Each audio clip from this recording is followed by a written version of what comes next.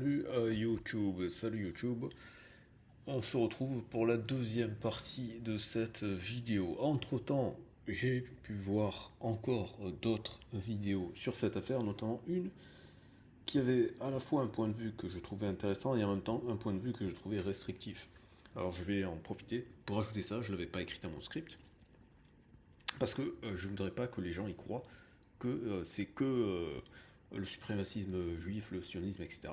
Euh, Il y a plein d'autres aspects dans cette affaire. D'accord.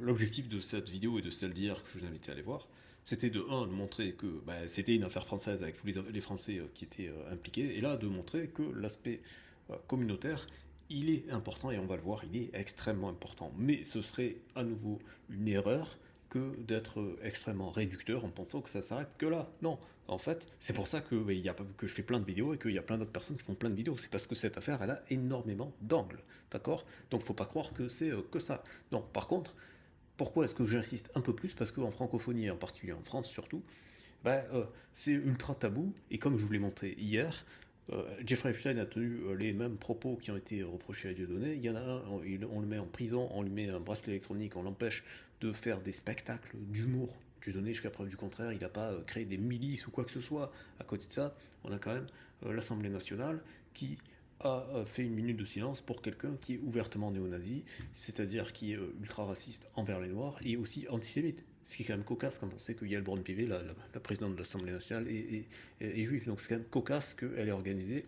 une minute de silence pour quelqu'un qui lui chie à la gueule. Il faut dire les choses comme elles sont. On en est là quand même. C'est ça l'aberration dans laquelle on est. Et c'est aussi la contradiction de Epstein lui-même. Parce que je vous ai montré qu'il était super pote avec Steve Bannon, qui est probablement un antisémite aussi. Voilà. Et Epstein lui-même, comme je l'avais montré dans les extraits de la vidéo, il y avait le collectif Tzedek, les juifs des coloniaux, qui disait que Epstein avait des propos lui-même antisémites. Donc c'est quelque chose de très très très complexe, mais c'est quelque chose qu'on ne peut pas mettre sous le tapis, sous prétexte que parce qu'on dirait ça, alors ça ferait de nous des antisémites. Ça n'a absolument aucun sens. Cette question-là en France, elle a été totalement instrumentalisée, et il faut avoir un discours de vérité, un discours mesuré. Voilà, je vous renvoie également à la vidéo où j'ai montré tous les mythes d'Israël, où c'est 100% des personnes juives qui critiquent Israël de l'intérieur de façon très violente parfois, mais toujours argumentée, toujours raisonnée. Parce que, et je ferai une autre vidéo, et je le dis déjà tout de suite pour les gens qui ne sont pas au courant, si vous cherchez un petit peu, et c'est trouvable sur Wikipédia, hein, je n'ai pas besoin de chercher pendant très longtemps, si vous regardez le gouvernement de Netanyahou 6, d'accord, le gouvernement de Netanyahou 6, c'est son sixième gouvernement, donc déjà on peut énormément se questionner sur la question de la démocratie, hein, quand on dit ouais, c'est la démocratie, etc. Mais je vous arrête tout de suite.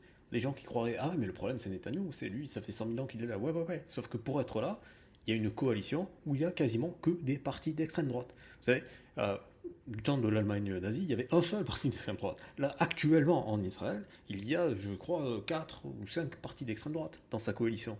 C'est totalement lunaire. C'est-à-dire que si on regardait cet État avec les yeux honnêtes et objectifs et qu'on arrêtait l'hystérie qui est en France et qui est uniquement en France, hein, on s'apercevrait que c'est un État qu'il faudrait mettre hors d'état de nuire immédiatement. Il faudrait envoyer les casques bleus, stopper tout. Parce que non seulement il tue des gens à tir larigot, mais même du point de vue de ses propres citoyens. D'ailleurs, les gens ont la mémoire courte, mais avant le 7 octobre, il y avait des manifestations monstres contre ce gouvernement. Et encore une fois, je le précise, Netanyahou n'est pas celui qui est le plus à l'extrême, parce que Netanyahou, officiellement, il est le chef du Likoud qui je peux même pas faire un équivalent en France parce que la droite israélienne est quand même vachement plus à droite que la droite française. Mais pour là-bas, c'est censé être juste la droite. Or, il est en coalition avec des gens qui sont ouvertement, selon les critères israéliens, d'extrême droite. Donc je vous laisse imaginer. Et je terminerai juste avec ça, et après on va prendre le propos ici. C'est que, enfin, deux choses que je veux dire. Par rapport à ça d'abord, c'est que dans son gouvernement, il y a une femme dont j'ai montré la vidéo de la fille qui, malheureusement, est morte. Alors la version officielle, c'est qu'elle s'est suicidée, mais bon, hein, au sein tour de l'affaire Epstein, vous avez vu que malheureusement, souvent les suicides ne sont pas des suicides, et qu'elle disait, hein, je vous renvoie à la vidéo, hein, qu'elle disait que ses parents l'avaient violée, notamment son père, et qu'il avait même, depuis son âge de 13 ans, l'avait rendu à se prostituer. D'accord. Et en plus à être les proxénètes, parce que c'est eux qui l'ont forcé, et c'est eux qui ont encaissé l'argent. Euh, Ces choses-là, je vous ferai une vidéo. Il y a un rabbin qui a publié récemment, enfin, c'est pas lui qui a, je sais pas si c'est lui qui a publié sur X, mais en tout cas, je l'ai vu sur X, un rabbin sioniste, d'accord? Donc quelqu'un qui est, on va dire, plus ou moins dans la doxa de l'idée originale d'Israël, mais qui dit ça suffit avec le culte de Baal. Le culte de Baal, c'est ce qui avait été reproché à Epstein, etc. Voilà, moi je n'ai pas trop parlé de ces aspects-là parce que je trouvais que c'était un peu mystique, mais là on a un rabbin qui le dit ouvertement, qui dit, et surtout qui dit que des choses qui sont en rapport avec ce qui a été dénoncé par cette jeune femme, qui dit qu'il y a des rituels comme ça de viol sur les enfants et ainsi de suite, et il faut que ça cesse. Voilà, donc là on a quand même de plus en plus de documents par rapport à ça. Voilà, donc ça c'était ce que je voulais dire par rapport à ça. Et une dernière chose par rapport à la vidéo que j'avais vue, qui disait qu'il fallait pas penser en termes de personnes, mais penser en termes de système, et qui remettait tout un petit peu à une analyse marxiste, matérialiste, que c'était le capitalisme, etc. Non, faut arrêter de déconner. Il y a des systèmes, c'est vrai, mais un, ce n'est pas juste une affaire de pédophilie, premièrement. Deux, les personnes, les individualités pardon, et les personnalités des individus sont très importantes, parce que aussi quelque chose qu'il ne faudrait pas mal me comprendre quand je parle de Josiane Balasco, que je parle de Jack Lang, Caroline Lang et ainsi de suite. Il faut bien comprendre que Jeffrey Epstein, et je l'ai vu là encore, aujourd'hui j'ai rajouté encore quelques fichiers, notamment par rapport à Noam Chomsky, qu'avec ces gens-là, il était comme quand Jack Lang dit qu'il a vu que Epstein était quelqu'un de charmant, il ne ment pas. Il ne ment pas parce qu'il n'était pas forcément au courant des casseroles qu'il avait, parce que probablement que Epstein ne se comportait pas du tout de la même manière quand il était avec Jack Lang, avec Noam Chomsky, etc., que quand il était avec d'autres personnes. Et vous allez voir justement que c'est pour ça que l'aspect suprémacisme juif il est extrêmement important, parce que Epstein avait un comportement différent quand il était avec des juifs et quand il était avec des non-juifs. Et ça, c'est extrêmement important de mettre des mots dessus, parce que c'est une réalité. Alors maintenant, on y va, et on va rentrer là-dedans. Alors attendez, parce que j'ai juste un petit problème avec mon logiciel, je sais pas ce qu'il a, merde. Alors attendez, on est là. Et hop, on va faire ça comme ça, voilà. Tac, voilà, on y est. Alors, de la même manière qu'il est totalement clair et évident que le nazisme et le suprémacisme racial blanc sont condamnables et on devrait s'attendre à ce que le suprémacisme juif le soit tout autant. Pourtant, peu de gens parlent de cet aspect, c'est-à-dire peu de gens, c'est au pluriel, donc parlent ENT de cet aspect du dossier Epstein, mais avant de parler de suprémacisme juif, analysons l'importance de l'identité juive dans la vie de Jeffrey Epstein. Ouais, donc du coup, je pense que ce sera trois parties parce que j'ai énormément de documents. Parce que, comme les documents ci-dessous le prouvent, c'était un aspect important et même incontournable de sa vie. Parce qu'avant de parler du suprémacisme, c'est pas le seul prisme par lequel il regardait. J'avais vu une émission suisse où il parlait du fait qu'il s'inquiétait de l'antisémitisme. Je pense que c'est le cas, même si il ne l'a jamais formulé. Et vous allez comprendre ce que je veux dire par là. Allez, on est parti. On va analyser les documents. Toujours pareil, les documents officiels. Alors ici, on a... Alors attendez, ce qu'on va faire, c'est qu'on va se mettre un petit truc pour traduire, que je vais garder cette fois, parce que dans la vidéo précédente, à chaque fois, j'ouvre un nouvel onglet, je vais le garder. Et on y va. Voilà, alors... Ouais, bon, on va se faire... tout ça. J'ai l'impression que celui-là, je l'avais déjà mis. Je suis pas sûr, parce que vous savez qu'après, au bout d'un moment... comme il y a des redondances et des fois... bon, alors la partie métaphorical yacht, on s'en fout.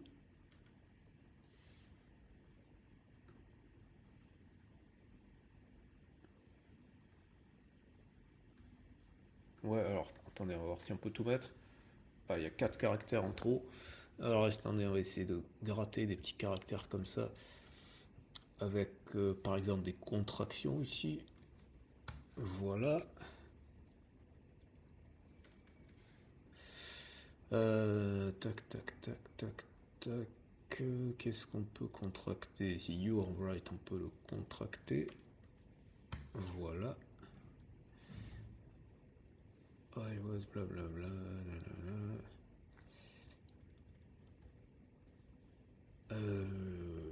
Au passage, pendant que je suis en train de faire ça, c'est la raison pour laquelle il est extrêmement important de faire la lumière sur cette affaire. Il y a beaucoup trop de choses à discuter. Il faut qu'il y ait une véritable commission d'enquête. Et donc, il faut soutenir les gens qui sont pour cette commission d'enquête. En fait, c'est devenu, voilà, comme le monde est devenu extrêmement très très chaotique, la politique française est devenue n'importe quoi. Je pense que de prendre comme indicateur, comme baromètre, la façon de traiter cette affaire, ça me semble être un bon baromètre, un bon indicateur sur, en tout cas, les bases de ce qu'on appelle la notion de dignité humaine. Bon, ben voilà, on va enlever celui-là, comme ça, on est exactement pile poil sur le nombre. Alors, par contre, on va pas le faire en allemand, hein, parce que je ne suis pas germaniste, et même si je l'étais, de toute façon, vous êtes francophone. Alors, je n'ai jamais eu honte. David, reconnaître la suprématie n'est pas honteux. Être suprémaciste, c'est profondément honteux. David, Boys, je sais pas comment on dit. Tu as humilié une personne ayant des liens génétiques avec le Moyen-Orient et tu l'as stigmatisé. Oui, je précise également que la notion de génétique, vraiment au sens littéral, va revenir très souvent dans les emails de Epstein. Il y a une racialisation et vous allez être surpris qu'il y a des personnalités françaises qui réfléchissent de cette manière-là. Alors, il y a des liens génétiques avec le Moyen-Orient et tu l'as stigmatisé simplement parce qu'elle défendait les BIPOC, alors je sais pas ce que c'est les BIPOC, et les adolescents contre les suprémacistes. Tu t'es servi des sacrifices de ma vie et tu les as minimisés tout en l'humiliant. David, tu es exactement au même niveau que Maxwell. Epstein aurait même été offensé par toi sur le plan moral. Il m'a envoyé chez le médecin quand j'étais malade. Tu t'es servi de Sigrid pour te moquer de moi en soins intensifs pendant ma chimio ABVD, tandis que Derzowitsch, alors Derzowitsch c'est l'avocat de Epstein, qui a dit d'ailleurs en fait publiquement que si Epstein lui avait dit qu'il était du Mossad, alors il aurait pu le tirer d'affaire, ce qui est quand même assez lunaire quand on y pense. Tandis que Derzowitsch me diffamait simplement parce qu'un journaliste sans scrupules, alors c'est une journaliste web, a décidé d'exploiter ma vulnérabilité le lendemain de mon opération de cerveau. Tout cela a contribué à me priver de ma volonté de survivre. Tu m'as volé ma volonté. Epstein n'a jamais sodomisé ses victimes, c'est exactement ce qu'ont fait votre associé et votre meilleur ami pour traumatiser, blesser, violer et humilier. Vous avez commis des crimes contre votre propre cliente en ne lui donnant pas la chance de demander justice, ce qui signifie que vous saviez que j'étais violé par mon avocat, alors vous m'avez humilié au lieu de m'aider. Vous avez profité de ma sœur et j'ai des diplômes dans des domaines autres que le droit. Nous comptions sur vous pour nous fournir des conseils honnêtes. Je sais maintenant que Brad Stan aurait pu. Donc Stan, hier, je me suis trompé, hein, c'est clairement pas Stanislas Dehaene, hein, absolument pas. C'est un Américain, je ne sais pas qui c'est. Aurait pu être poursuivi et radié du barreau, bah, c'est un avocat, pour avoir fait du mal, pour nous avoir fait du mal, les victimes.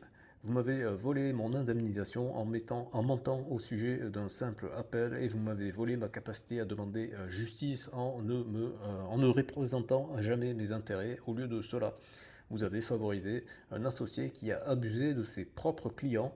Bad Words sera le boulet qui coulera votre yacht métaphorique. Bon, bah, elle est très remontée et on la comprend et on la soutient. Alors, on passe au suivant. Alors, ici, alors voilà, c'est ça. Ici, il va y en avoir quelques-uns que j'ai sortis ici. Donc déjà, premièrement, c'est important de comprendre que c'est Terje Larsen, donc le Norvégien qui était en contact avec le Français Fabrice Edan, d'accord, aux Nations Unies, et qui était très très proche de Epstein, puisque Epstein lui a offert des chaussures et compagnie, et qui même Epstein les a invités chez lui, et ainsi de suite. Et donc, ce Norvégien, d'accord, qui a priori, d'après son nom, n'a pas l'air d'être juif, il lui envoie systématiquement des documents comme ça, où ça parle de la politique US en Israël, au Moyen-Orient, où ça parle des Palestiniens, etc. Et il y a aussi, on va voir à plusieurs reprises, des articles par rapport à les juifs en Russie, les juifs en Ukraine, les juifs je sais pas où. Voilà, donc ça va être très souvent orienté comme ça. Alors, est-ce que j'avais noté page 3 et 4? Alors, ce qu'on va faire, c'est que on va le mettre en mode PDF pour pouvoir aller directement sur les pages en question. Alors, page 3 et 4, oui, parce que ça parle des sionistes, donc les fonctionnaires américains, John Kerry et je pense que c'est Condoleezza Rice, hein. Je pense que c'est assez clair. Ce qu'on va faire, c'est qu'on va peut-être pas se le faire comme ça à la one again. Alors attendez, parce que on va essayer de prendre une coupure qui ait du sens. Bon, je vais prendre le premier paragraphe comme ça. Hop. Alors, on va aller là. Et on va se mettre ici. Alors attendez, parce que là, ça a été un petit peu décalé, on va mettre ça comme ça. Les responsables américains, John Kerry et Rice, que le nouveau gouvernement s'engagera à respecter le programme diplomatique d'Abbas. Donc Abbas, c'était je crois, le président de l'autorité palestinienne, je crois. Elle se conformera aux trois conditions posées par le Quatuor. Les États-Unis semblent avoir sagement décidé de dissocier leur aversion pour le Hamas des critères qu'ils utilisent pour déterminer s'il convient ou non de dialoguer avec un gouvernement d'union nationale palestinien soutenu par le Hamas et pratiquement toutes les autres factions. Voilà. Bon, je vais peut-être pas finalement vous traduire ça, parce que ça veut juste dire que il s'est intéressé quand même relativement de près à la politique israélienne. Voilà. Hop, on passe à celui-là, et j'ai mis à partir de la page 25. Alors pareil, hein, vous voyez, c'est encore toujours le même, hein, c'est toujours torche machin. Alors au passage, je rappelle que Fabrice Aidant était délégué français aux Nations Unies, spécialiste des histoires israélo-libanaises, hein, si je me souviens bien. Voilà. Donc là, c'est l'imaginaire des Juifs. Alors évidemment, on pourrait me dire, oui, tu as sélectionné un document en particulier, c'est peut-être toi qui te fais des films, etc. Oui, sauf que en fait, j'ai sélectionné ces documents-là parce que déjà, j'en ai pris qu'une partie, parce qu'il y en a beaucoup, beaucoup, beaucoup, beaucoup, et c'est quasiment systématique en fait. À chaque fois, c'est toujours la même procédure, c'est Terge machin qui lui envoie une liste, et dans cette liste, il y a toujours soit un truc sur Israël, soit un truc sur les Juifs. Systématique. Voilà. Et comme vous allez le voir après, parce que j'y vais progressivement, hein, j'y vais crescendo, vous allez le voir après que il le dit clairement, comme je vous l'avais déjà montré dans le mail avec Azanavicius qui faisait la blague sur les juifs, c'est quelque chose qui revient très souvent dans ces discussions. Donc ce n'est pas moi qui fait une fixette, c'est lui. Alors donc là c'est un autre gars, c'est un autre format, mais là c'est pas un format de liste, puis en plus là c'est un mail qui a été retransféré. Donc c'est David Stern qui écrit à Jeffrey Epstein avec un transfert qui lui dit les Chinois croient que les Juifs contrôlent l'Amérique, est-ce que c'est une bonne chose? Voilà. Donc là c'est clair et net. Donc on voit que ces questions-là, là en plus il n'y a pas une liste d'articles, là c'est cet article-là, ce qui montre bien, ce qui confirme bien mon hypothèse, à savoir que dans cette liste, il ne devait probablement pas lire tous les articles, mais plutôt spécifiquement ceux qui concernaient soit les Juifs, soit Israël. D'accord? Donc c'est quelque chose qui revient assez régulièrement. On va évidemment pas se taper le truc, parce que l'idée c'est simplement de montrer que on a un faisceau d'indices en fait, ça revient. Parce qu'évidemment, il n'y a pas une déclaration qui dit oui, je suis obsédé par ça. Non, mais quand ça revient systématiquement, bon, c'est quand même raisonnable de se dire que ça doit être le cas. Alors ça, par contre, ça c'est what the fuck. Mais c'est quand même pour montrer, bon, aux États-Unis, où c'est un pays où la liberté d'expression elle est absolument totale, hein, parce que ceci n'est pas illégal aux États-Unis. En France, faites ça, vous allez en prison. Enfin, ça dépend. Si vous appelez Yann Moix et que votre ami c'est BHL, vous êtes absous de péché, entre guillemets. Mais voilà, blague à part, aux États-Unis c'est totalement légal. C'était sous l'époque Obama. Bon, il n'y a pas eu de lynchage ou je sais pas quoi, etc. Alors ça dépend si c'est Obama 1 ou 2, mais mettons qu'on est à Obama 2. Obama 2, ça finit en 2016. On est 10 ans plus tard. Bon, il n'y a pas eu de pogrom ou quoi que ce soit.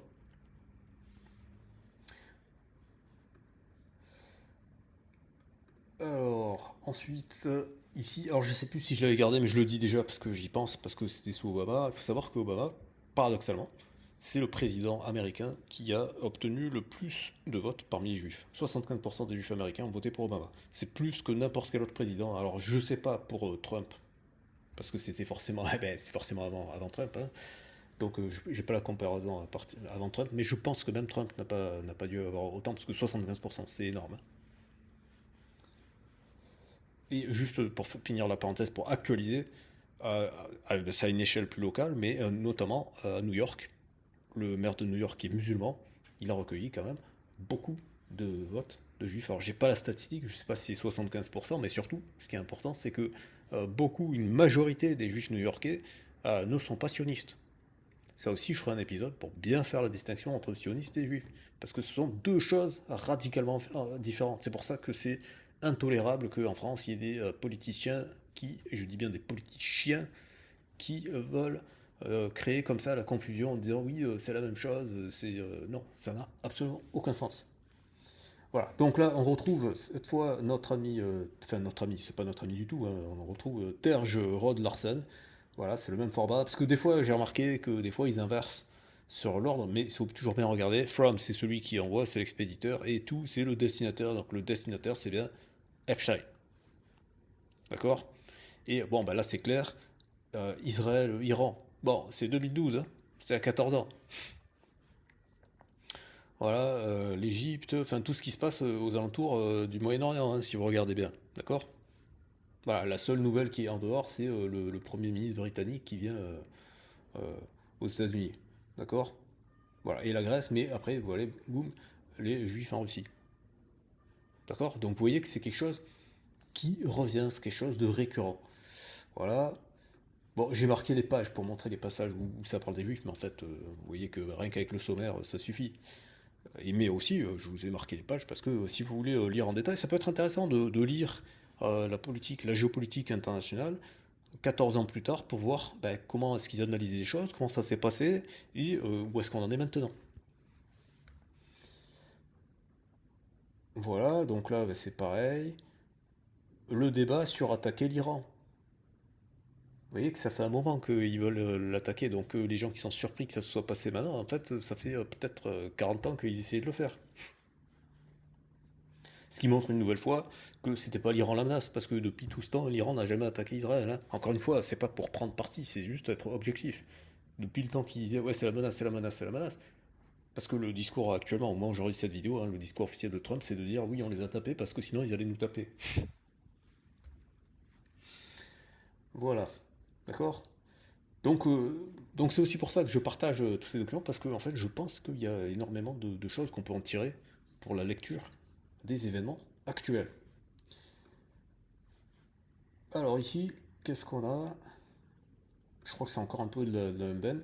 Voilà, ouais, c'est une petite variante. Alors là, c'est plus Torge, je sais pas qui.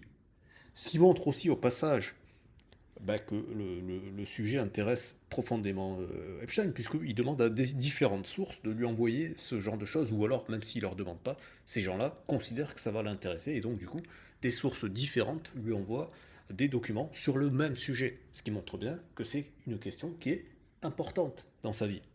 Et vous allez voir qu'on va encore monter crescendo, vous allez voir qu'il y a même eu des implications financières dans cette importance. Voilà, et donc là c'est à propos de la Palestine. Et vous allez voir que très souvent ce qui va l'intéresser c'est les articles où il va y avoir bah, une vision négative des Palestiniens. D'accord. D'ailleurs en même temps c'est pas étonnant, hein, parce que c'est le American Israeli Cooperative Enterprise. Hein, donc voilà. Donc là, j'ai envie de dire que ça a l'air d'être un truc d'une coopérative comme ça, donc c'est un peu une sorte de, j'allais dire, un CE, d'une certaine manière. Donc c'est des sources internes, à mon avis, hein, qui lui ont envoyé. Hein. Vu de toute façon la façon dont Einstein, pardon, Epstein, gros respect sur Albert Einstein, mais gros irrespect sur Jeffrey Epstein, ce qui sont rien à voir. Voilà. Donc, la destruction n'est qu'une question de temps, blablabla. Voilà. Bon, hop, ça, on a compris. Alors, celui-là, celui-là, on retrouve Terje Rod Larsen. Voilà. Donc, bah, c'est un peu toujours pareil. Hein. Voilà. Donc, l'escalade entre le Hamas et Israël, c'est. Vous pouvez mettre à jour la date, c'est pareil. Hein. Mais vous voyez, voilà. Je crois que j'avais mis ça à partir de la page 13. Ouais, je suis pas sûr, en fait. Mais on va voir. Sinon, je vais faire ça comme ça. Voilà, je vais faire ça comme ça.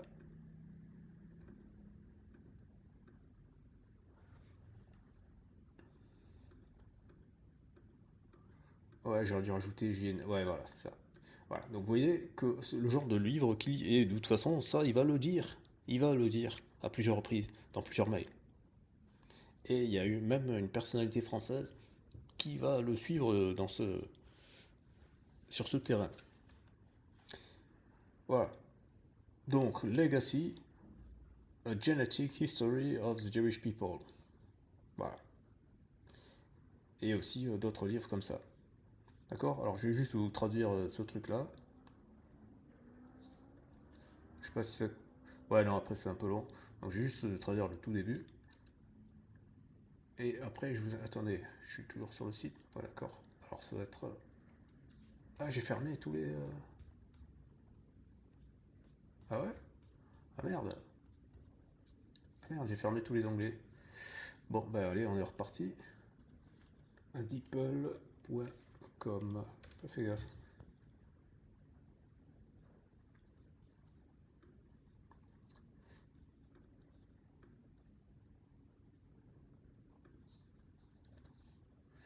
Alors...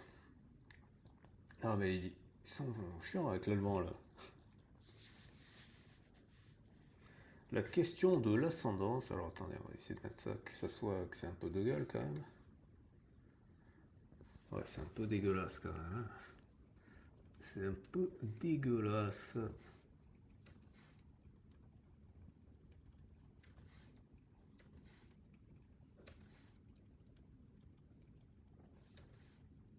À la base, je voulais vous faire un résumé de la dernière vidéo de Professeur Liang, mais finalement, je l'ai trouvée pas aussi intéressante que mes propres recherches. Bref, donc la question des origines a toujours préoccupé les êtres humains dans pratiquement toutes les cultures. Ah oui, d'ailleurs, au passage, mais ça, je ferai une autre vidéo spéciale génétique parce que Epstein, il en tenait une couche. Mais je vous dis juste comme ça une petite anecdote croustillante. Il a demandé à Deepak Chopra, donc c'est un Indien qui fait un peu des trucs méditation, gourou, machin, etc. Mais qui était super pote avec Epstein et notamment son goût pour les jeunes filles. Euh, il lui demande par mail, ouais, faut que tu fasses un test d'ADN. Et après, plus tard dans la conversation, il lui dit, ouais, ouais, ça y est, voilà mon résultat, etc. Donc, apparemment, il y a pas mal de gens dans son entourage qui devaient faire des tests d'ADN. Bref, donc la question des origines a toujours préoccupé les êtres humains dans pratiquement toutes les cultures et à toutes les époques dont nous ayons connaissance.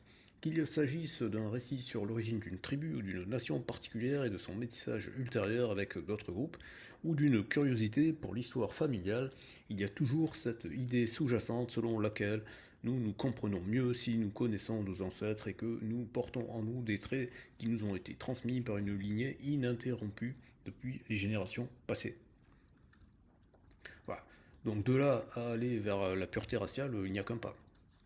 Que Epstein et ses amis ont franchi, sans aucun doute. Alors attendez juste, parce que pourquoi c'est cette affaire? Je me suis auto-embrouillé.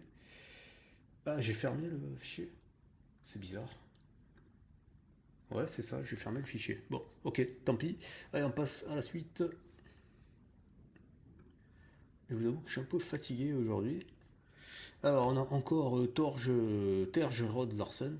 Bon, là, c'est en version dégueu, on a juste les titres. Voilà. Donc, on peut voir article 1, c'est The World Must Tell Iran No More Half Steps. Voilà, donc c'était il y a 13 ans. Et apparemment, bah, ils n'ont rien fait de méchant. Article 2, Why the United States Can't Force Iran's Nuclear Hand. Bon, toujours, c'était l'obsession de l'Iran. The Rise and Fall of Israel Settlement Movement. Ok. The Guardian has a, je sais pas ce que c'est, ME, Power Blocks Fracture, so we hope stability. Ouais, je sais pas. The Middle East Pendulum. The Coming Collapse of the Gold Monarchies. Ah, ça c'est marrant ça. Là ils étaient complètement complètement dans l'erreur. Ah, il y a 13 ans, les monarchies du Golfe se portaient très très bien. En fait, jusqu'à l'attaque de l'Iran, ça se passait très très bien pour eux. Est-ce que les juifs américains pensent que la paix est possible avec la Palestine? L'imprimante 3D menace de changer le monde. Voilà. Bon, ok, on passe au suivant. On est là. Je vais peut-être accélérer parce que bon, vous avez un peu compris le protocole, hein. Vous avez à chaque fois le même protocole, mais au passage, vous voyez que les thématiques qui sont abordées elles sont toujours d'actualité en fait, 13 ans plus tard. Alors ici, ah ouais, celui-là il était un peu plus intéressant. Donc là, c'est je crois ce qui s'est passé à Palm Beach la première fois qu'il a été arrêté. D'accord, donc c'est le 14 décembre 2007. Ouais, il s'est fait arrêter et juger le 4 janvier 2008. Voilà, et donc là ils disent qu'il a pris 18 mois de prison. Alors attendez, on va regarder ça parce que ça vaut le coup d'être regardé. Jeffrey Epstein s'apprête à conclure un accord dans l'affaire de prostitution. Ce résident occasionnel de Palm Beach échangera 18 mois de prison et d'assignation à résidence contre la clôture de l'enquête fédérale.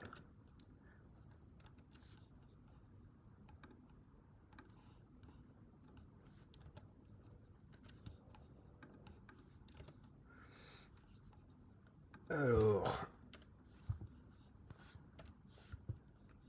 Jeffrey Epstein, gestionnaire de fortune résidant à temps partiel à Palm Beach, doit comparaître devant un juge le 4 janvier pour une audience de plaidoirie dans le cadre de son procès pour délit de prostitution. Je rappelle que dans ce procès, en fait, ce qu'il lui est reproché, c'est à la base d'avoir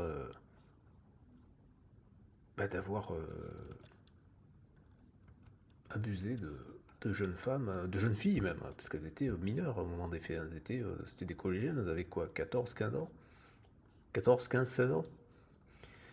L'audience se tiendra devant la juge Sandra McSorley, selon le registre du tribunal. Les sources ont confirmé que cet accord prévoit que le gestionnaire de fortune de Manhattan purge 18 mois de prison, suivi d'une assignation en résidence en échange d'un plaidoyer de culpabilité. Oui, parce que lui, ce qu'il a signé, en fait, c'est le fait de reconnaître qu'il avait eu recours à de la prostitution. Donc en fait, c'est uniquement pour ça qu'il a eu 18 mois. Il a requalifié les faits en les faisant passer pour des prostituées. Alors qu'en fait, c'est Ghislaine Maxwell qui était allé les chercher à la sortie du collège. Et quand je dis collège, c'est le mot collège en France, parce qu'en anglais c'est middle school. Voilà. En échange d'un plaidoyer de culpabilité, les autorités fédérales devraient abandonner leur enquête visant à déterminer si Epstein a enfreint des lois fédérales. Epstein, 54 ans, a été inculpé en juillet 2006 pour le délit de sollicitation de prostitution. Cette inculpation a mis fin à une enquête de 11 mois menée par la police de Palm Beach, qui avait débuté après qu'une femme eut déclaré à la police que sa belle-fille de 14 ans avait peut-être été victime d'abus sexuels de la part d'un homme à Palm Beach.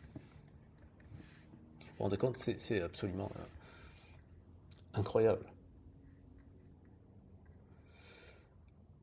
Alors pourquoi est-ce que j'avais gardé ce document? Parce que je ne me rappelle pas. À partir de la page 46, d'accord.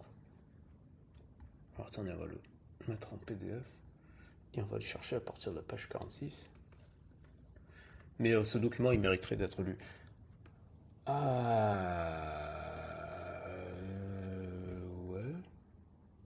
Pourquoi est-ce que j'ai mis à partir de la page 46? Et ça, au passage, c'est pas mal parce que ça nous donne une petite fenêtre. Ah et voilà, c'est ici. Parce que c'est arrivé à peu près en même temps que l'époque de Madoff. Faut savoir que, en fait, Epstein a aussi été précurseur, puisqu'il a fait Madoff avant Madoff. Alors peut-être pas au même niveau, mais je vous rappelle, pour ceux qui n'ont pas vu ma vidéo où j'en parlais, ou sinon vous allez sur sa page Wikipédia en anglais, c'est documenté, Steven Hoffenberg, qui lui-même est juif, avait donné du travail à Epstein, comme ça a été quasiment le cas dans toute sa carrière en fait. C'est toujours des juifs qui lui ont donné du travail et il les a toujours trahis, ce qui montre bien que son niveau de communautarisme est quand même à géométrie variable. Et ils avaient monté un système de Ponzi. Donc Steven Hoffenberg, c'était pas non plus un enfant de cœur, puisque il était tout à fait ok de monter un système de Ponzi. Mais sauf que il s'est avéré que Steven Hoffenberg a dû faire 18 ans de prison. Il a été condamné à 20 ans, mais il a fait 18 ans ferme. Et Epstein, 0. Voilà. Donc cet article, oui, qui parlait de Madoff, et la seule chose qu'il trouvait intéressant à dire par rapport à Madoff, c'était de s'inquiéter, est-ce que ça va faire augmenter l'antisémitisme? C'est assez lunaire quand même quand on y pense. Mais ne croyez pas que ça soit quelque chose de lunaire, c'était à l'époque, c'était aux États-Unis. Non, Récemment, il y a une semaine, je crois, même moins, 4 5 jours, j'ai vu une vidéo sur une chaîne YouTube suisse où justement le thème de la judéité de Epstein était abordé seulement sous l'angle ah oui, est-ce que ça va augmenter l'antisémitisme? C'est quand même lunaire. C'est-à-dire que presque on va lui chercher des circonstances atténuantes. Voilà, c'est pour ça que j'avais noté ça. Mais sinon, de façon générale, avoir des coupures datées, c'est très intéressant. Voilà, donc ça c'est bon pour ça. On va passer à la suite, hein, parce que je vous ai dit, j'ai beaucoup de documents, hein, donc on va essayer d'aller un petit peu plus vite. Alors, à partir de la page 27, donc là c'est toujours avec Torge machin bidule.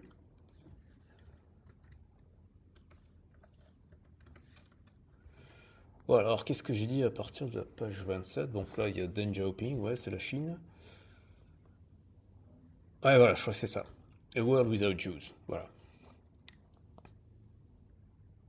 Voilà. Pour ça, c'était juste pour montrer ce côté obsessionnel chez Epstein de demander à recevoir des documents en rapport avec ça. Alors ici, qu'est-ce qu'on a?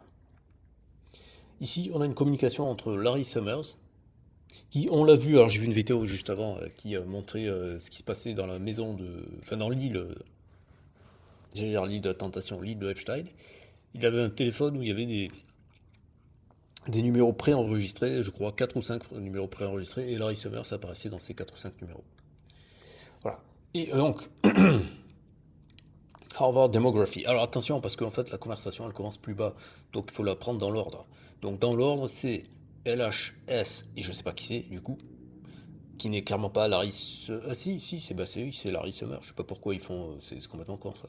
Bon, donc c'est Larry Summers qui écrit à Henry Rosowski, qui je subodore doit être juif, vous allez voir pourquoi je dis ça, par rapport au corps du message, Friedman, et Benjamin peut-être aussi. Harvard Démographie. Alors, on va aller sur le traducteur pour que vous compreniez bien que c'est pas moi qui hallucine.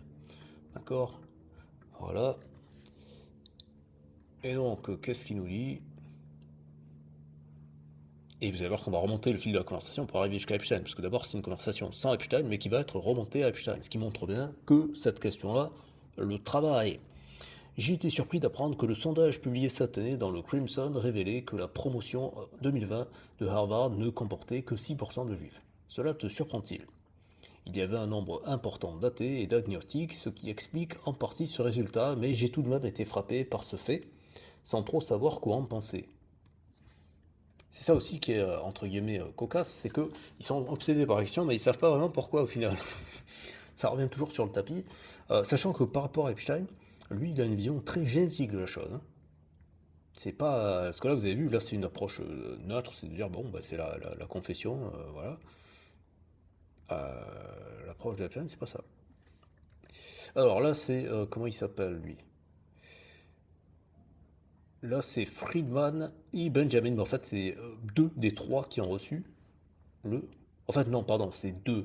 Parce que Friedman Benjamin, je pense que c'est son. Je pense que c'est son nom de famille et prénom. Que c'est la même personne. Parce que, pourquoi je dis ça? Parce que entre professeur Henry Rosowski et Friedman, il y a un point virgule. Alors qu'entre Friedman et Benjamin, il n'y a que une virgule. Mais peut-être que je me trompe. Non, non, je pense que je me trompe pas parce que la signature, c'est que Ben. Donc, c'est Benjamin Friedman, je pense. Ouais, je pense que même j'en suis certain là. Ok, alors, on me dire dans les commentaires si vous n'êtes pas d'accord, si vous avez une autre analyse de la question. Alors, merci Larry, je pense que tu as mis le doigt sur une partie de la bonne explication. À titre de comparaison, note que les personnes se déclarant chrétiennes, protestants et catholiques confondus ne représentent que 33%. Les athées et les agnostiques, et les autres, les musulmans, les hindous et les mormons, ne faisaient pas partie de la catégorie autre, représentent 53% de la promotion. C'est marrant parce que les mormons ils sont considérés en dehors du spectre de la chrétienté. Beaucoup d'étudiants que nous considérons comme juifs se classent probablement dans ce groupe. Ma façon habituelle d'aborder cette question est quelque peu différente. Aujourd'hui, seule la moitié de la promotion est composée d'Américains blancs. Je pense que les Juifs représentent environ un quart de ce groupe. Quand j'étais étudiant de premier cycle, les Juifs représentaient également environ un quart des Américains blancs. Mais comme l'ensemble de la promotion, en première approximation, était blanc et américain, cela signifiait que les Juifs représentaient environ un quart de la promotion dans son ensemble. Aujourd'hui, représentant un quart des Américains blancs, il ne constitue plus que 1/8 de la promotion. En résumé, deux facteurs sont à l'œuvre, l'affaiblissement de l'identification religieuse chez les jeunes Américains en général et l'évolution délibérée de notre politique d'admission s'éloignant des Américains blancs. D'après mes calculs approximatifs, ces deux facteurs ont une importance à peu près égale pour expliquer ce que vous avez constaté dans l'enquête. Henri, qu'en pensez-vous? Et donc, après, on a Larry Summers qui renvoie simplement à Benjamin et aussi à Henri Rosowski qui n'a pas répondu apparemment, ou alors on n'a pas la réponse en tout cas. Et donc, on va récupérer cette réponse. Voilà. Cela permet de suivre mes pronostics. Par ailleurs, il semblerait qu'il y ait des preuves indiquant que les Juifs ont nettement reculé dans les domaines de l'intelligence, des concours scientifiques, des mathématiques, des olympiades et des tests nationaux de mérite.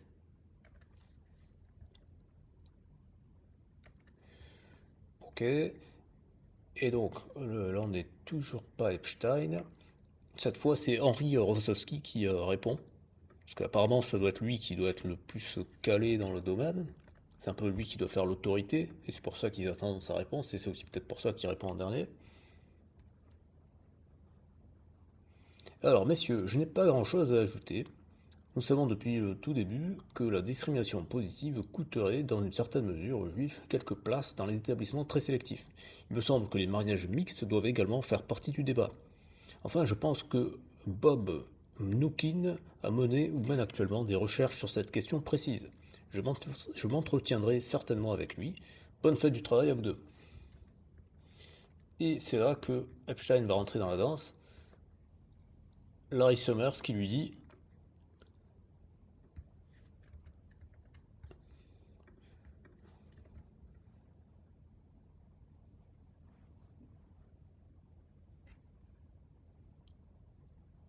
alors je sais pas pourquoi il met 3 plombs pour traduire, mais je vais vous le traduire sinon. Ça peut être ça peut être intéressant, ça peut être de nature à t'intéresser, on dirait en français.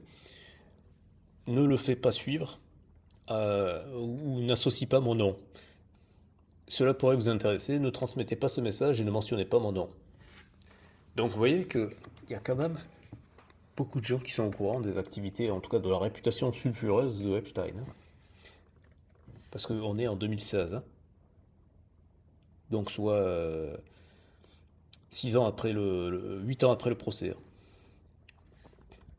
Voilà. Alors on passe à la suite. Donc là on était à... Non, c'était pas là à partir de la page 27. Merde, j'ai perdu le fil. Alors attendez, on va juste vérifier vite fait. On est sur le 24. Ouais, donc c'est ça, donc c'est pas dans celui-là. Alors bon, là on retombe sur du TH machin. Bon, je pense que vous avez compris comment ça marche. Donc cela, je vais les accélérer. Enfin, j'ai juste vite fait regarder quand même parce que j'avais mis cette note. Donc peut-être qu'il y avait un truc particulier à y voir. Mais je pense que c'est juste le titre qui va suffire à voir de quoi il retourne. Ouais. A history, so many words. Ouais, voilà. Prolific Promethean British historian whose topic have included the French. Ouais, c'est peut-être pour ça que j'avais sélectionné, parce que ça incluait le... Bah oui, comme Epstein, je rappelle, il passait quand même 6 mois de son temps en France, donc avoir le point de vue français, c'est normal que ça l'intéresse. Allez, on passe à la suite. Alors ici, c'est un mail qui a été envoyé à Epstein de la part de Rabbi Menachem Katz en 2011, à propos des Juifs en prison. Alors je sais plus quand est-ce qu'il avait purgé sa peine. Et donc je sais pas si c'est quand techniquement il purgeait sa peine, même si je le rappelle, sa peine c'était quand même 6 jours sur 7, il pouvait sortir 12 heures par jour, donc c'est quand même très très aménagé. Donc George Jeffrey, et là c'est pour lui demander de l'argent, faut dire les choses clairement, on appelle un chat un chat, ici il vient de lui demander de l'argent. Et vous allez voir qu'il y a beaucoup d'associations communautaires comme ça qui viennent lui demander de l'argent. Nous organisons notre vente des enchères annuelle Aleph. Nous consacrons 1,8 million de dollars par an à 5000 juifs incarcérés et à leurs familles. J'ai besoin de votre aide. Merci de m'indiquer combien de tickets à 100 dollars vous souhaitez acheter pour le grand prix de 20 000 dollars en espèces. Merci de demander à quelqu'un de m'appeler. Voilà, il donne le numéro.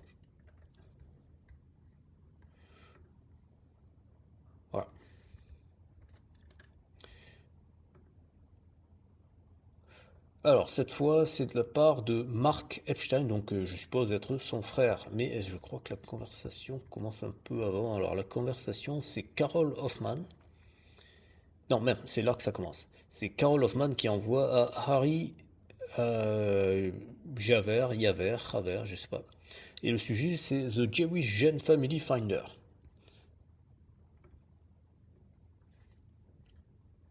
Alors, qu'est-ce qu'elle nous dit, Carol Hoffman?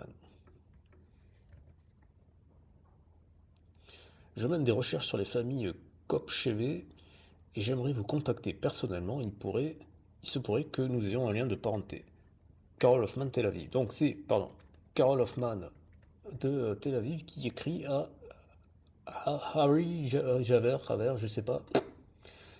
Ensuite, ce message a été transféré.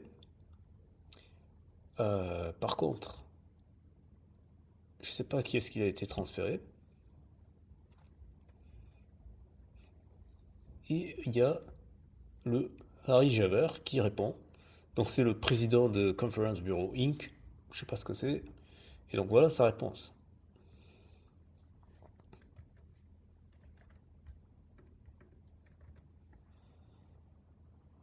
Salut Carole, j'aimerais beaucoup te parler. Je suis à New York, je suis joignable toute la journée. Merci. Dis-moi quand ça t'arrange. Merci.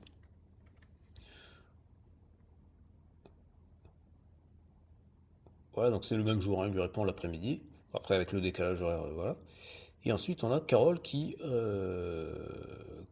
envoie un message à Javer et à Dorothy Livers. Donc nouvelle personne. Voilà. Dorothy Livers qui a écrit le livre The Jews of Kopchebe. Donc, on va voir ça. Et on a un lien, mais je ne sais pas si le lien il va marcher, je vais le tester après.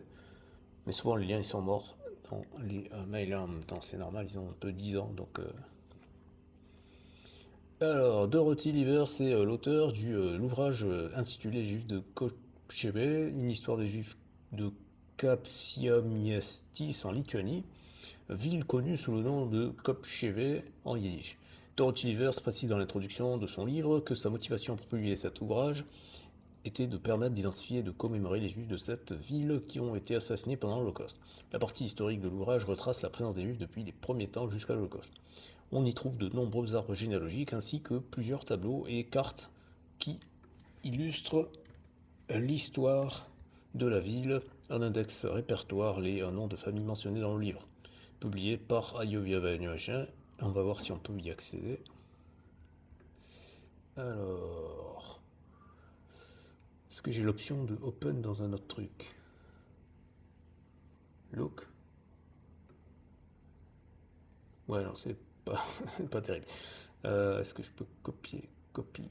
Voilà, et on va voir notre onglet et on va essayer de voir si on peut. Ça a l'air foireux. Tant pis. Alors, sans doute, c'est sans doute elle qui détient le plus d'informations sur la famille Stolovski. La pierre tombale de Nehama Stolovski est toujours visible au cimetière de Kopcheve. On va voir si on peut. Ça a l'air d'être une photo. On va voir si on peut. Non, on peut pas. Ok. Voilà. Je vous souhaite tout le meilleur. Ce fut un plaisir de vous parler. J'espère que nous resterons en contact. Ok. Et donc, après, on a ce truc-là qui est envoyé comme ça depuis par Harry Javer à Mark Epstein. Voilà. Alors FYI, je sais pas ce que c'est comme abréviation, mais voilà. Et donc, je sais pas quel est le lien entre le Stolovski et Epstein, parce qu'il me semblait que Epstein c'est d'origine allemande, mais apparemment peut-être que c'est lituanien. Voilà. Enfin bref, toujours est-il que ça confirme la thèse comme quoi c'est quelque chose qui est important pour Epstein. Voilà, bon là on retrouve Torge machin, alors attendez, juste j'ai noté quoi? J'ai noté à page 7. On va vite fait regarder à page 7. Qu'est-ce qui se passe en page 7? Bon, ça parle de Palestiniens, ouais, bon, ok. Bon, c'est un peu tout le temps pareil. Voilà. Ok, ensuite, celui-là. Quand il n'y a pas de page, ah bah ouais, non, bah non. Ouais, bon.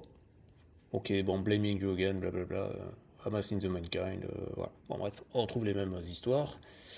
Alors, ah oui, celui-là, il est intéressant parce qu'il y avait un article que je l'ai repêché dans le Archive Wayback Machine. Alors, une étude très intéressante à propos de... Voilà, c'est ça, il parle de génétique. Alors, on va... Hop.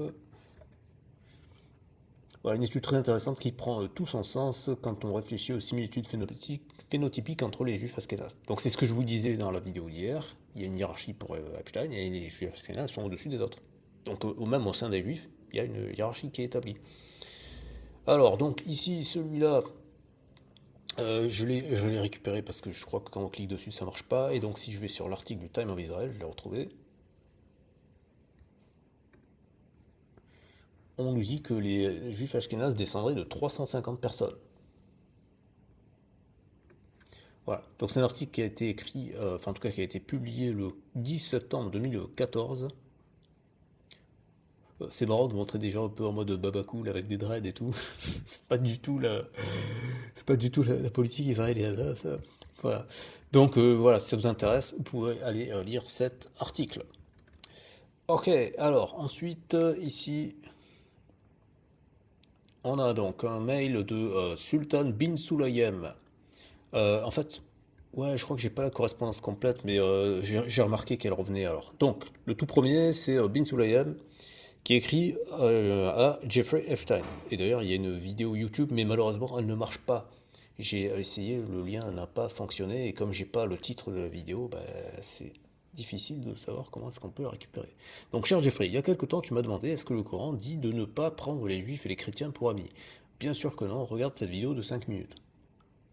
Donc lui, le Ben Sulayem, je ne sais pas s'il est saoudien ou s'il est émirati, ou qatari peut-être, j'en sais rien. Mais vous allez voir que dans... Alors je ne sais pas si je les ai conservés, parce que c'est dans une autre brique que je prépare également. Mais à un moment donné, Epstein me dit ouais, t'es mon best friend, t'es mon frère et tout. Ce qui est assez hallucinant. Mais bon, quand on sait la capacité de Epstein à mentir, voilà. Alors, il fait une distinction entre les amis, alliés et les confidents. Les Américains, eux, ne font pas cette distinction. Pour eux, ce sont toutes des catégories d'amis. Donc ça, c'était la réponse de Epstein. Et là, on a la réponse de Sultan Bouleyan machin bidule. Et c'est marrant d'ailleurs parce que, alors je sais pas si je l'ai dans ce fil-là, la suite de la conversation, parce qu'après, ça embraye sur les femmes. Hein. Dans ta dit merci pour les Russes que tu m'as envoyé ou un truc comme ça.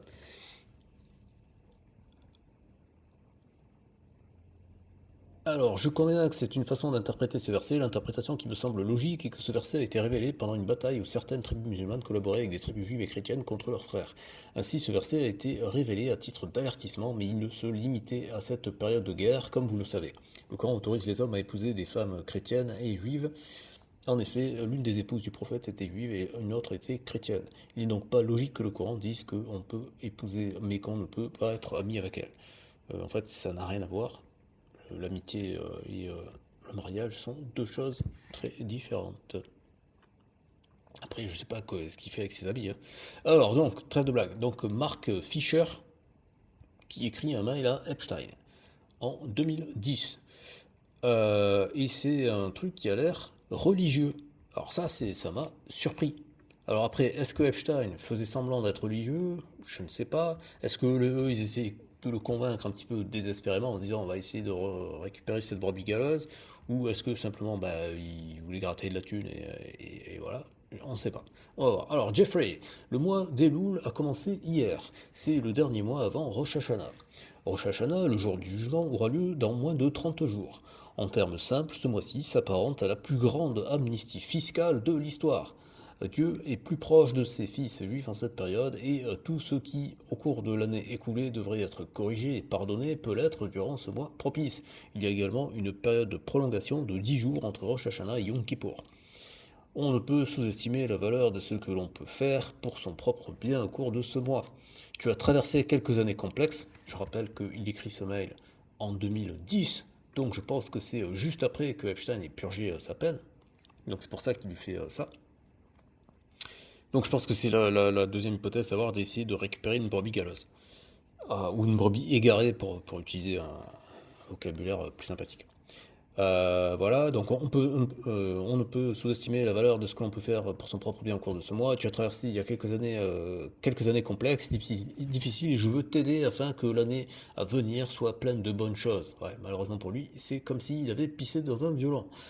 Comment, lorsque tu te rends à la synagogue pour Rosh Hashanah, alors, est-ce qu'il dit ça en mode je rêve je rêve en décrivant, ou j'écris mon rêve, je rêverais que Epstein vienne dans la synagogue, parce que si Epstein allait à la synagogue et qu'il faisait toutes les saloperies qu'il faisait, c'est un niveau de schizophrénie stratosphérique.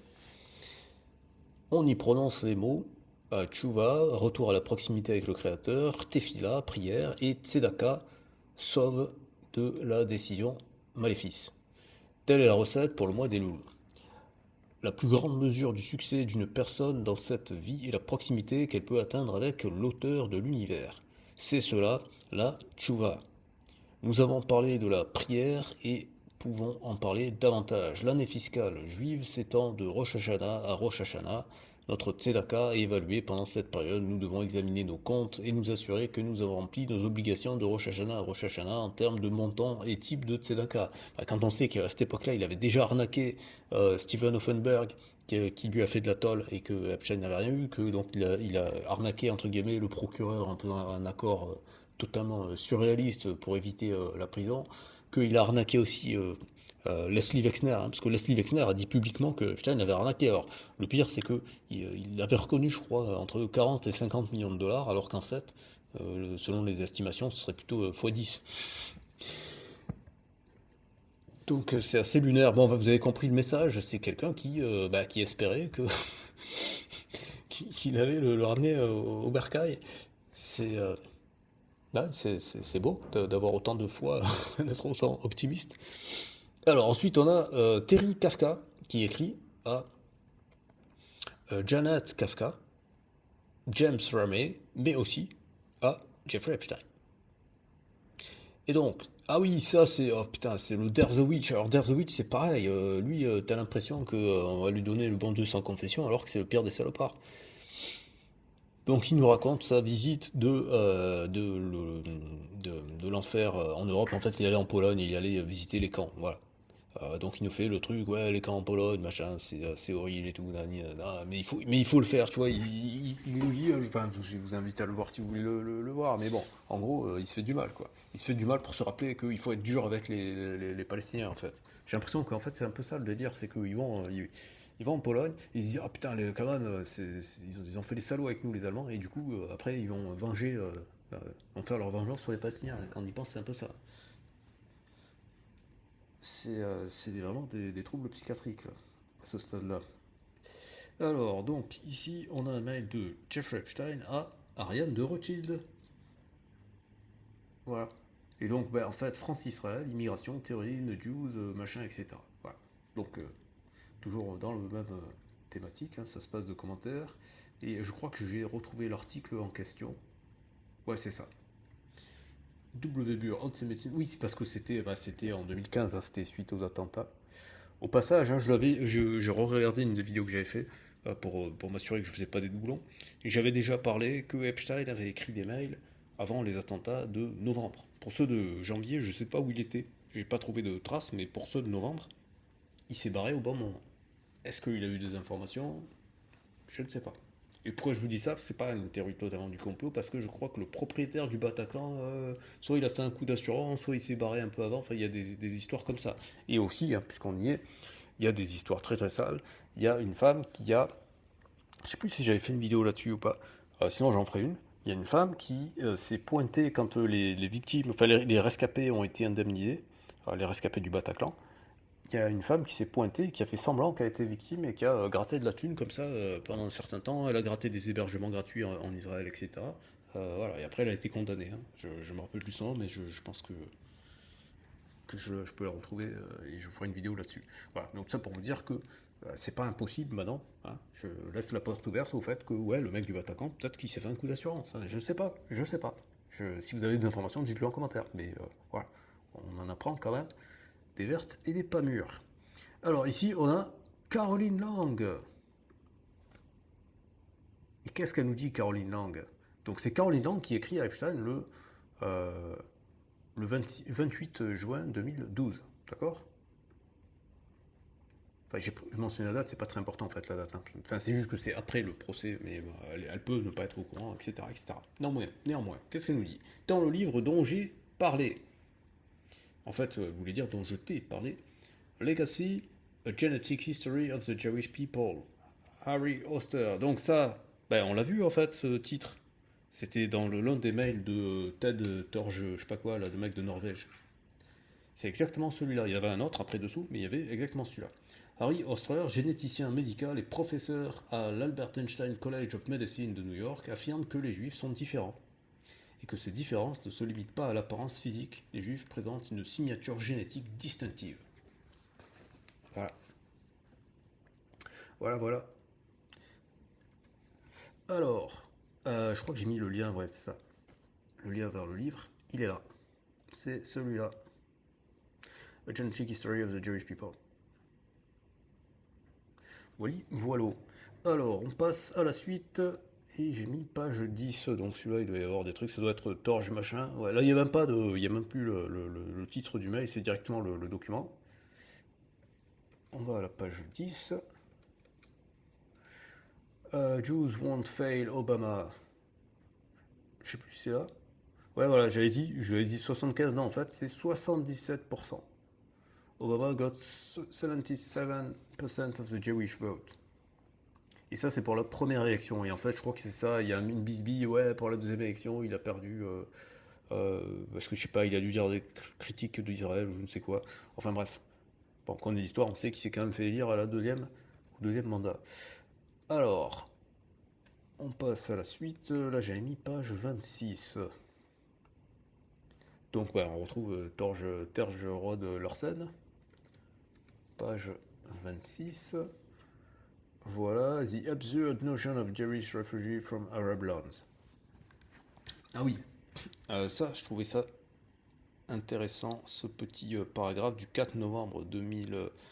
Alors, je sais plus si j'avais besoin de tout traduire, mais je crois que c'était juste le premier paragraphe, ou alors 2-3 paragraphes, pas plus. Le 4 novembre 2012, les tentatives visant à établir une comparaison entre... Ah oui, je crois que c'est ça qui avait été reproché à Obama. Les tentatives visant à établir une comparaison entre l'émigration volontaire des juifs du monde arabe après 1948 et l'expulsion forcée des Palestiniens lors de la Nakba sont grotesques et voués à l'échec. Le gouvernement israélien, non, c'est pas du tout ça qui a été reproché. Autant pour moi, c'est à Netanyahou que ça a été reproché. Le gouvernement israélien de droite de Benjamin Netanyahou tente de relancer les demandes de reconnaissance internationale d'un problème de réfugiés juifs. Il y a quelques semaines, le vice-ministre israélien des Affaires étrangères, Dani Ayalon, a organisé une réunion à l'ONU pour discuter du soi-disant sort des réfugiés juifs du monde arabe. C'est le monde à l'envers. C'est le monde à l'envers. Ok, on passe à la suite. Donc c'est encore Ted Larsen, je sais pas quoi. Et j'avais dit la page 12. Alors, The most controversial Israeli settlement. Oui, c'est la colonisation de la Cisjordanie, oui, voilà, d'accord. Je dis ça de façon blasée, mais malheureusement parce que ça continue encore, hein, ça n'a pas changé, hein, ça s'est même aggravé. Alors ici on a le Harvard Hillel, Rizman Center for Harvard Hillel, Rosowski Hall. Alors je sais pas si c'est en rapport avec le Henry Rosowski qu'on a vu tout à l'heure. Donc là on voit que Epstein il a son bureau. D'accord, il a un bureau à Harvard, c'est qui est hallucinant. Auquel titre, on ne sait pas. Le mec est même pas diplômé, il a un bureau. C'est hallucinant. Alors,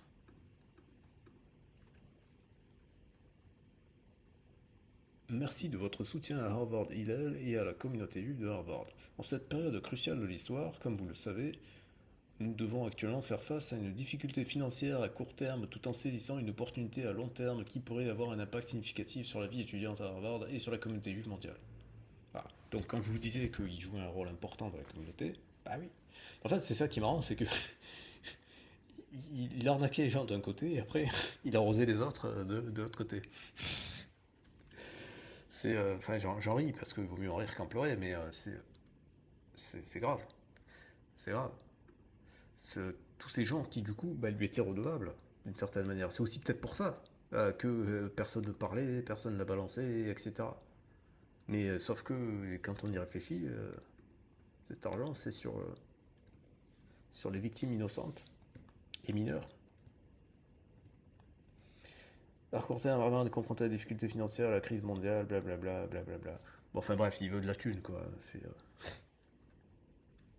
pas la peine de faire des salabalèques.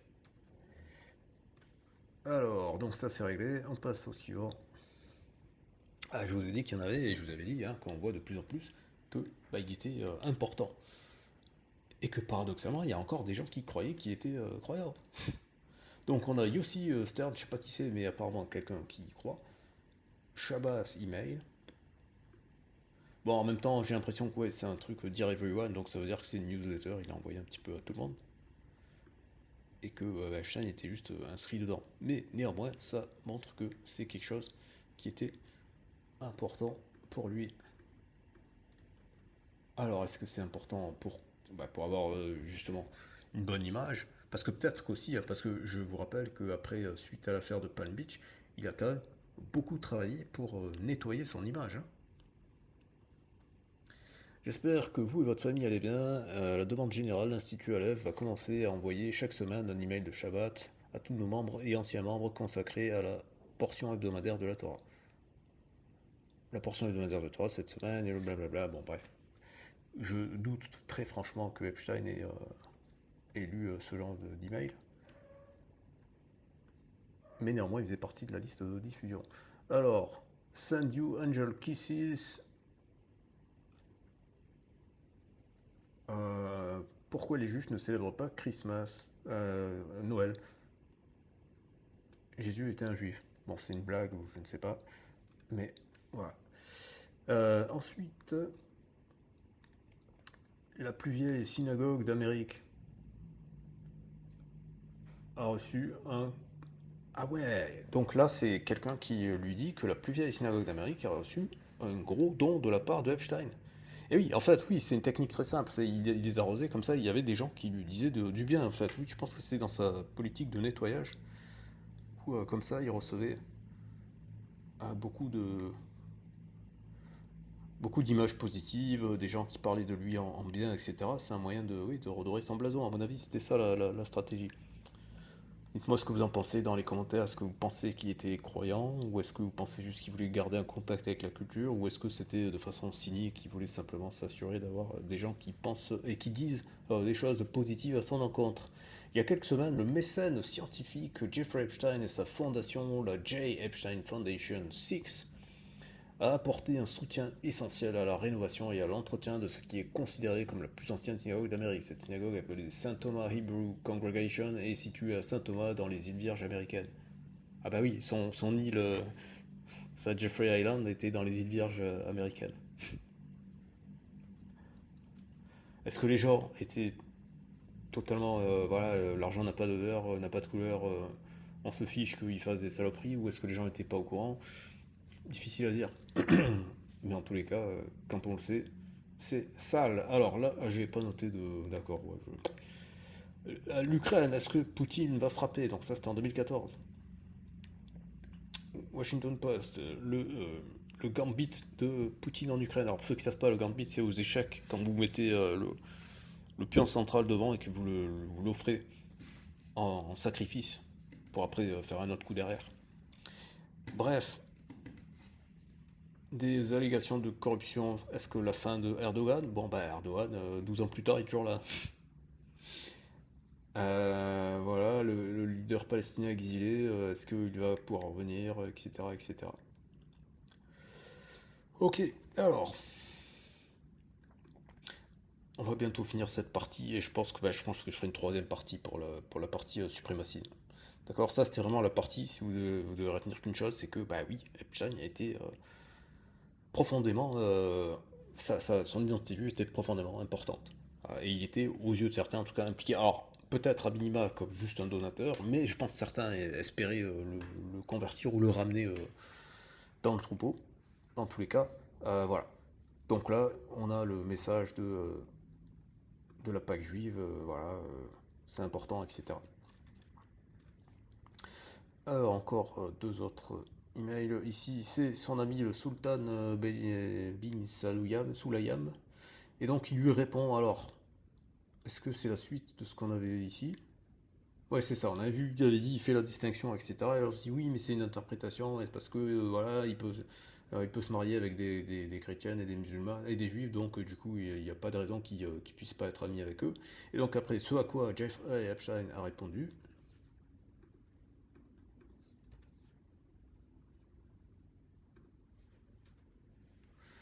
tout ce dont je suis sûr, c'est que tu es... Ah voilà, c'est ce que je vous avais dit.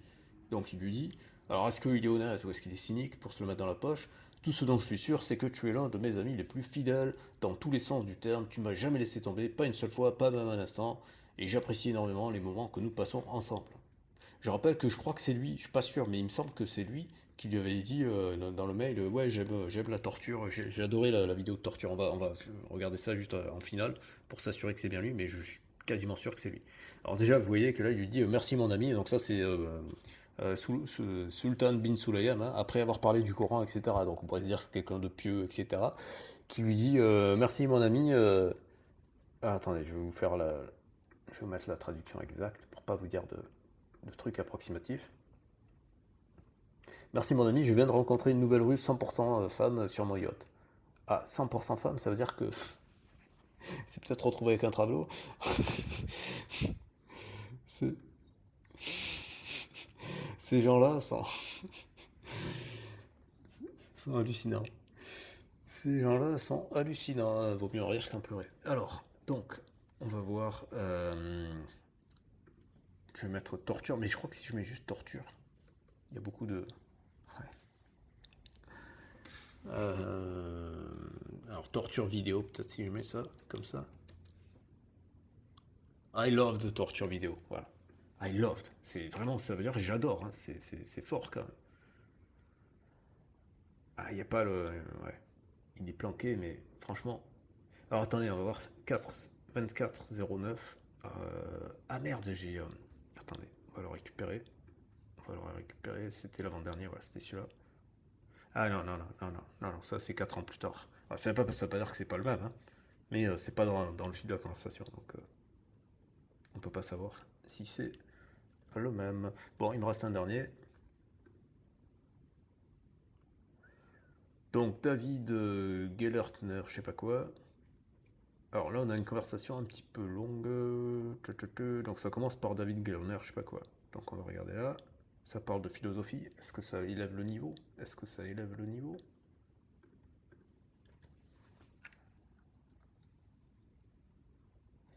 Je me demandais ce que tu pensais de la vitesse temporelle, une interprétation de la physique fondamentale. Ah oui, là ça élève le niveau. À mesure que l'on s'approche de c, c pour ceux qui ne savent pas, c'est la célérité, c'est-à-dire la vitesse de la lumière, c'est-à-dire la vitesse maximale. On perd de la vitesse ou de la rapidité dans le temps pour atteindre 0 dans le temps à c. Une vitesse spatiale de 0 équivaut à la vitesse maximale atteignable dans le temps, une constante liée à c. Les extrémités du spectre sont 0 dans l'espace et 0 dans le temps. On ne voit pas a priori clairement pourquoi on ne peut pas aller plus vite que c, mais il est clair qu'on ne peut pas aller plus lentement dans le temps que l'arrêt. L'arrêt dans l'espace équivaut à la vitesse maximale à laquelle on file à travers le temps. Cela n'a rien à voir avec la physique, seulement avec la philosophie. Que nous nous reparlions ou non, pensez à aller voir mon collègue Drew McDermott. Shank me soutiendra. Drew est un brillant spécialiste de l'IA issu des mathématiques, trop discret pour recevoir l'attention qu'il mérite. Lui et moi nous rencontrons chaque semaine depuis des années pour débattre de la conscience des machines. Nous ne sommes encore jamais tombés d'accord sur quoi que ce soit. Merci. Voilà. Alors juste en guise de terminaison, ce qu'on va faire, c'est qu'on va aller sur Wikipédia. On va aller sur la version française. On va mettre Israël pour vous prouver ce que je vous ai raconté tout à l'heure par rapport au gouvernement.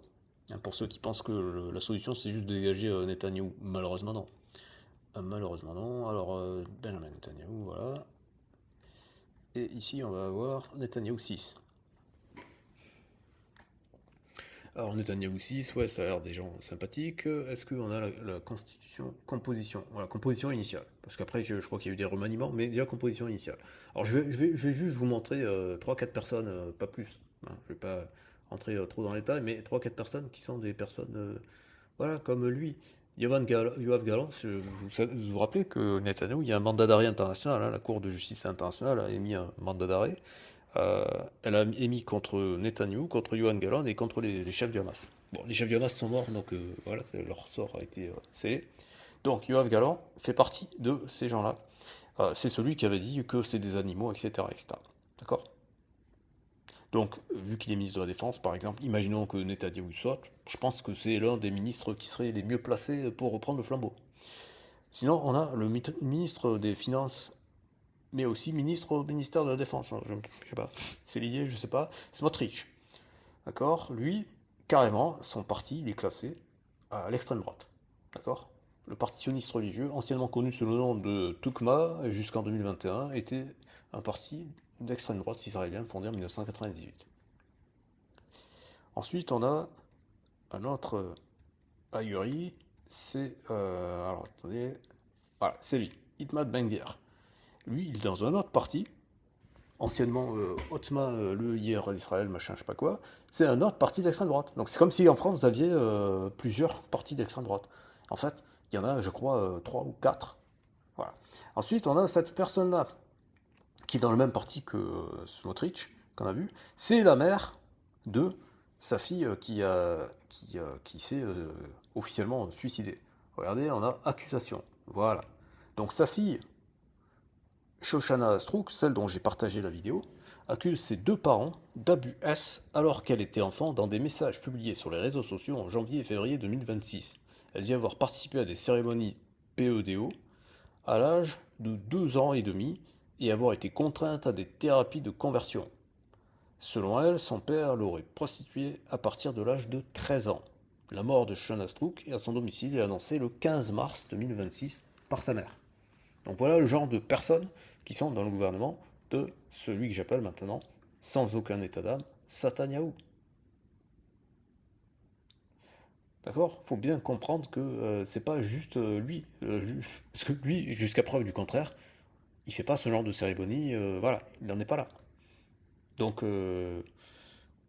malheureusement, voilà, ça c'est le parti de Sataniaou.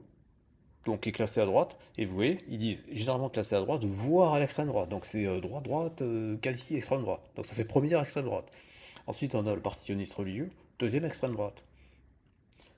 Chasse, troisième extrême droite. Parti politique israélien extrême droite, traditionnellement séfarade, religieux, ultra-orthodoxe, créé en 1984, blablabla. Voilà. Unifié de la Torah. Bon, eux, ils ont pas dit. Ils ont dit que c'est une coalition. Force juive, encore extrême droite. Et Noam, encore extrême droite. Alors, si on compte que les officiels extrême droite, c'est-à-dire qu'on considère que Likoud, c'est, allez, on va dire droite, très très droite, mais pas encore extrême droite. Ben, ça fait parti sioniste religieux, chasse. Bon, eux, ils n'ont pas dit. Eux. Et eux. Ça en fait 4. Donc, je sais pas si vous vous rendez compte de la dinguerie.